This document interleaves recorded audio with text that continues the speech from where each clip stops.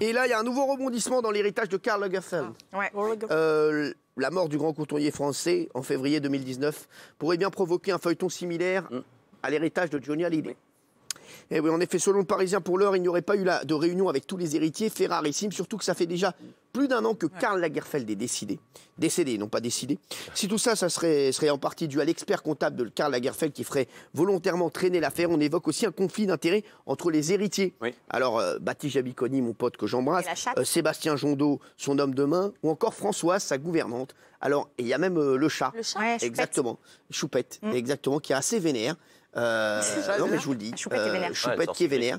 Et elle a dit, ça se passera pas comme ça. Elle a poussé un coup de griffe tout à l'heure. Est-ce que cette affaire va prendre de l'ampleur? Regardez, on vous récapitule.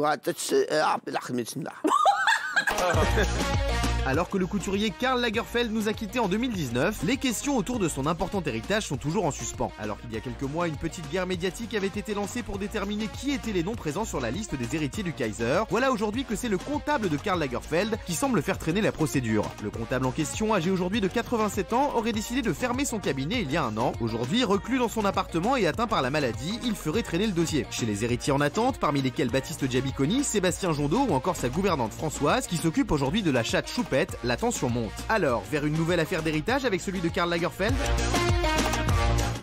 Alors, mes chéris d'amour. Oui. Mes chéris d'amour, qui a des infos sur cette affaire? Peut-être Géraldine Maillet, responsable en héritage et mode. Ce déballage est obscène. D'accord. Moi, j'en ai rien à foutre de savoir qui va hériter, de quoi. Enfin, je veux dire, ça ne nous regarde pas. Je ne veux pas savoir. Je trouve que c'est vraiment pas bien, c'est pas élégant. Et je trouve qu'on n'a rien à... Enfin, je sais pas, on n'a pas à savoir ça. Je trouve que c'est pas bien. Le responsable, bien sûr, des personnes décédées. Une semaine à l'enterrement. Non, mais c'est vrai, c'est pas la direction des ressources humaines. C'est. Allez, alors. Non, non, c'est-à-dire que pour le moment, on a estimé que sa fortune est à peu près à 200 millions. En réalité, c'est beaucoup plus. C'est moi, on m'a dit 1 milliard. Oui, c'est ça, c'est beaucoup plus que ça. Alors, il y a un inventaire à faire qui est colossal, parce qu'il y a des œuvres d'art, il y a de l'immobilier, il y a un peu de tout. Donc, on met en responsabilité ce comptable. Bon, c'est qu'il doit avoir un boulot monstrueux. Ça fait qu'1 an l'histoire. Il est mort le 19 février 2019. Ah non, ça prend du temps. Le comptable, il est très vieux et très malade, il paraît. Oui, mais même, de toute façon, il n'est pas tout seul à faire ça. Non, ça va être un bordel terrible. Et en plus, c'est vrai que tout le monde veut la part du gâteau. Nous, on n'aura pas ce problème. Ah ben non, mais ça va être vite fait, le comptable, il va arriver, Raymond. Oui, c'est un peu d'argent. Mais si, vous devriez donner l'héritage à un des chroniqueurs. C'est qui votre chroniqueur préféré que vous devriez hériter quelqu'un? D'un chroniqueur de toute l'année dernière, de toutes les émissions, Balance Rigolade, Balance ton poste. Tu laisses toute ta fortune. Ça, c'est intéressant, ça. À qui si tu devais choisir un chroniqueur, humainement. Préféré de chez préféré. Humainement. Pas le meilleur, mais celui que vous préférez, vous, personnellement. Ne l'influencez pas. Je vais vous étonner. Alors, vous êtes la famille. Est-ce qu'il est sur le on exclut. On n'est pas là déjà. Vous êtes la famille. On exclut l'héritage. Je n'ai pas besoin de vous mettre dans l'héritage. Vous serez déjà forcément, assujetti à l'héritage. Forcément, vous êtes la partie de la famille. Moi, je prends le bateau de 35 mètres. Je vais vous. Je prends les villas. Moi, je prends le 4x4. Moi, je veux le 4x4. Je donne tout. Oui. À qui? Je donne tout. À qui? Non, vous voulez que je vous dise vraiment? Non, oui. C'est pas une question d'héritage. Parce que je veux pas qu'on parle de ça. Ça fait de la peine. C'est vrai. Alors, si vous voulez que je passe l'arme à gauche, faut me le dire. Alors, juste le chroniqueur humainement que vous préférez. Alors, franchement, bien de sûr, toutes les émissions. Vous, c'est la famille. Mais il y en a un que j'adore, vraiment, que j'aime énormément. C'est vraiment mon coup de cœur de l'an dernier. C'est qui? C'est Bernard Laporte. Bernard Laporte. Je l'adore. Voilà, de BTP, je l'adore. Et pourquoi? Parce que je trouve qu'il est franc, il est drôle, il est toujours de bonne humeur, il est simple, il se prend pas la tête. J'aime ce mec. J'aime ce mec et j'ai toujours eu un truc pour les sportifs, vous le savez.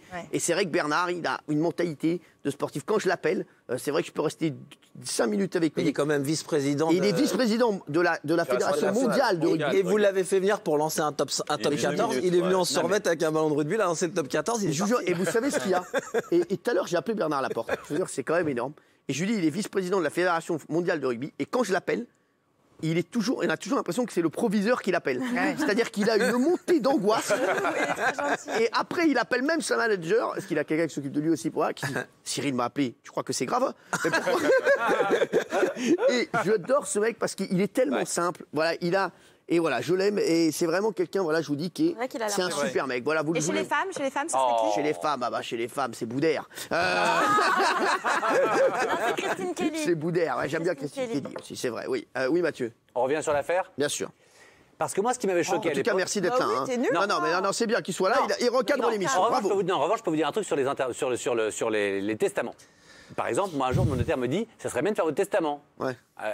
Il me dit, vous allez voir que si vous le faites avec de la logique, vous mettez la famille et tout, il y aura 20-25 personnes. Si vous y allez avec le cœur, à votre âge, il n'y aura pas 10 personnes. Effectivement, je suis arrivé à 8. Non. Je vous jure. Pas plus. Il y avait Jean-Mi dedans. Hein? Non, vous n'êtes pas dedans, je ne vais pas faire hériter quelqu'un qui est milliardaire. Mais arrêtez de croire ça, mais j'en ai marre. Mais oh, c'est pas parce que je suis là tous les jours à l'antenne. Ça suffit les fake news. Non mais oh, ça suffit les fake news. Comme quoi c'est riche. En revanche, pour revenir, non, t'es pas dessus. Non, est-ce qu'il y avait Jean-Mi? Il y a Jean-Mi. Non, c'est pas vrai. Oui, il y a Jean-Mi. Il y avait Jean-Mi. Il y a Jean-Mi. Ah oui. Là, c'est vrai. Mais après, il y a des gens à qui vous pouvez donner, je sais pas, un appart et d'autres une montre. C'est pas forcément beaucoup d'argent et tout. Mais c'est les gens que vous voulez. Bon, bref. Pour revenir sur cette histoire, juste, moi, ce qui m'avait choqué à l'époque, c'est que Baptiste Giabiconi fasse l'émission 7 à 8 et qu'il arrive et qu'il dise. Oui, non, pardon, c'est ton ami, je dis quand même les choses. Et qu'il dise, je suis le premier sur la liste. Or, il ne le savait pas. Personne ne le savait. Personne n'avait vu le testament et personne ne connaissait le montant. Mais qu'est-ce que vous en savez si Karl Lagerfeld lui a pas dit avant? On n'est pas dans les secrets des dieux. Allez, merci. Et on lui a demandé à quelle place il était, s'il a répondu à une question. Non, ben oui, mais si tu.